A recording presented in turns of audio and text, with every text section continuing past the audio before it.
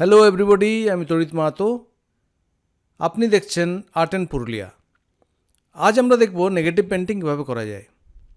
Negative পেন্টিংয়ের আসল আকর্ষণ হলো নেগেটিভ জায়গাগুলো, অর্থাৎ কাগজের সাদা জায়গাগুলো।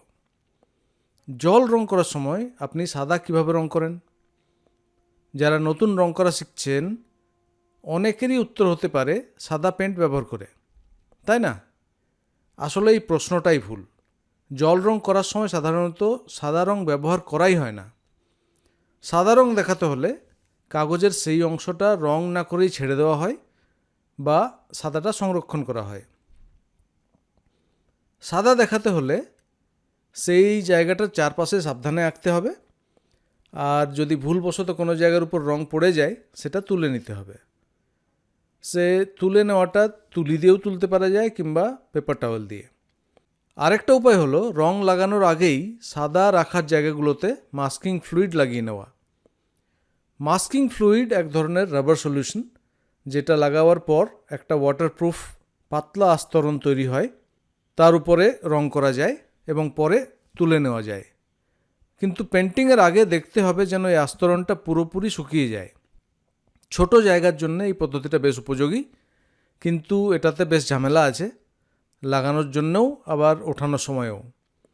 আজ আমরা সাদা ফুলের একই পেন্টিং দুবার আঁকবো, দুটো আলাদা আলাদা পদ্ধতি ব্যবহার করে। একটাতে আমি মাস্কিং ফ্লুইড ব্যবহার করব, আরেকটাতে কোনো মাস্কিং ফ্লুইড না ব্যবহার করে সাদা জায়গাগুলো না পেন্ট করেই রেখে দেব। আর পরে এই দুটোকে তুলনা করে দেখব যে মাস্কিং ফ্লুইড ব্যবহার করার কী সুবিধা আছে। প্রথমে আমি দুটো কাগজের উপরেই আউটলাইনগুলো বানিয়ে নেব, আর একটা কাগজে ফুলগুলোর চারপাশে মাস্কিং ফ্লুইড লাগাবো। তারপরে আমি ব্যাকগ্রাউন্ডের জন্যে দুটোতেই একটা গাঢ় প্রলেপ দেব, ওয়াশ।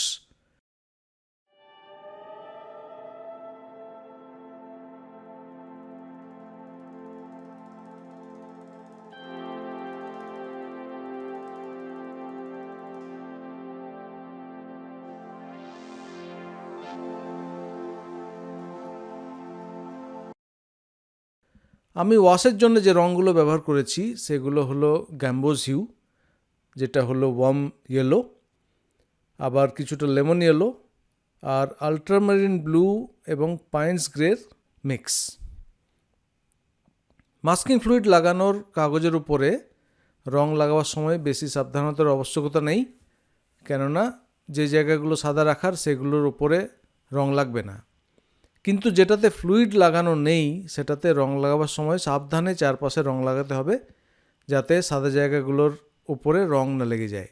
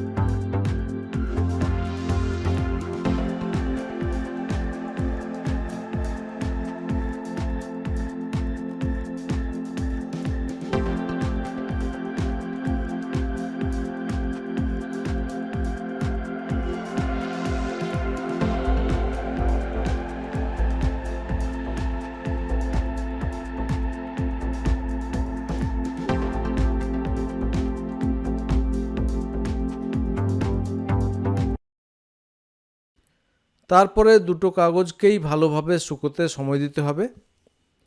একবার পুরোপুরি শুকিয়ে গেলে সাবধানে মাস্কিং ফ্লুইডটা তুলে ফেলতে হবে। আঙুল দিয়ে ধীরে ধীরে রগড়ালেই মাস্কিং ফ্লুইডটা উঠে আসবে। মাস্কিং ফ্লুইড ওঠাতে হলে আঙুল দিয়েও ওঠানো যায়, আবার অনেকে রাবারও ব্যবহার করেন, কিংবা অনেকে আবার মাস্কিং টেপ দিয়েও চিপকিয়ে চিপকিয়ে ওঠান।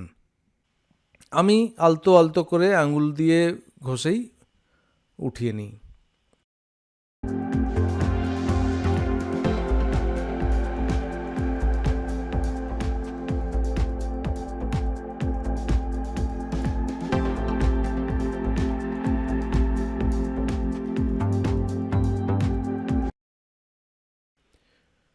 তারপরে দুটো কাগজেই ফর্ম বানাবার জন্য একটু ছায়া আর হাইলাইটগুলো বানাতে হবে।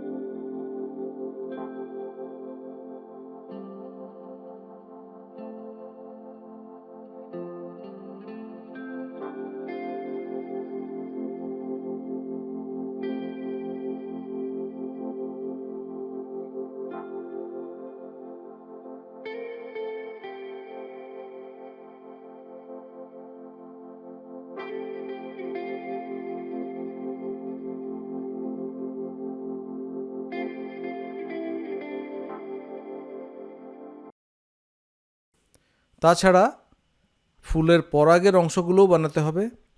পরাগগুলোর জন্যে লালের সাথে একটু হলুদ মিশিয়ে একটু কমলা রং বানিয়েছি।